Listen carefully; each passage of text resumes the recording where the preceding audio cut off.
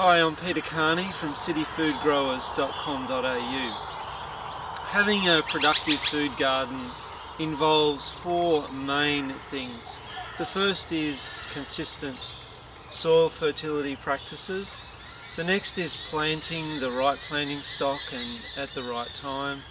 And the third one is appropriate garden care with watering and weeding and mulching and watching for pests and diseases.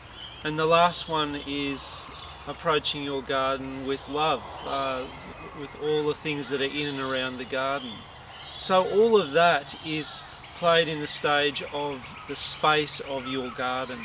So today our short movie will talk about how to design your garden space to make all those key factors work better. And I'll be talking about some key elements. And the first one is the drainage of your garden. So if your garden is on a slope, then it's important that the garden space lays across the slope. So then it will hold the water as water runs down the slope, runs across the slope.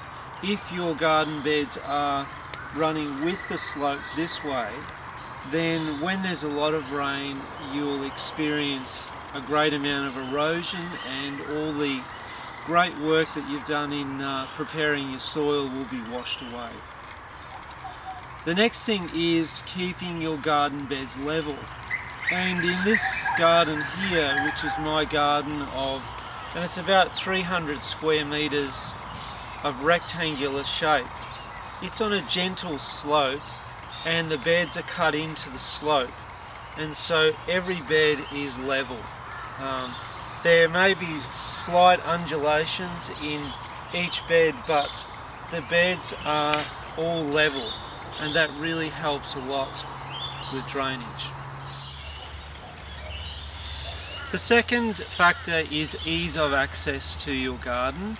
It's great to have paths coming into the garden and going down the garden so you can get your barrows into the garden, and it's really easy for you to walk around. I think it's also great if your vegetable garden can be seen from your kitchen, because if you're standing in your kitchen, as we can here, we can actually see the food that we're going to eat growing while we're cooking, which I think is very helpful in strengthening the feeling that you have towards the garden, which is really important. Okay, the third aspect is the actual bed layout. And in this garden we have about 15 beds. And the 15 is an important number. I mean, it's a multiple of 5, and I use a rotation pattern in this garden of green manure, leaf, flower, fruit and root. And I did a blog on that which you can see on my website about a month ago that explains that rotation pattern.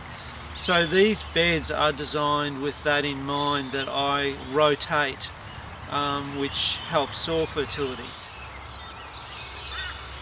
So we have a long bed which is about 20 metres long, and there is a relatively narrow flat part here, and then I have a walking space here and another one there in this bed, which is a total of about 1.5 metres wide. And I find this sort of layout where I can get to the plants really easily and walk along and weed as a really functional layout, instead of having one wide bed, which starts to get really difficult to manage in the middle of the bed. So this layout is very helpful.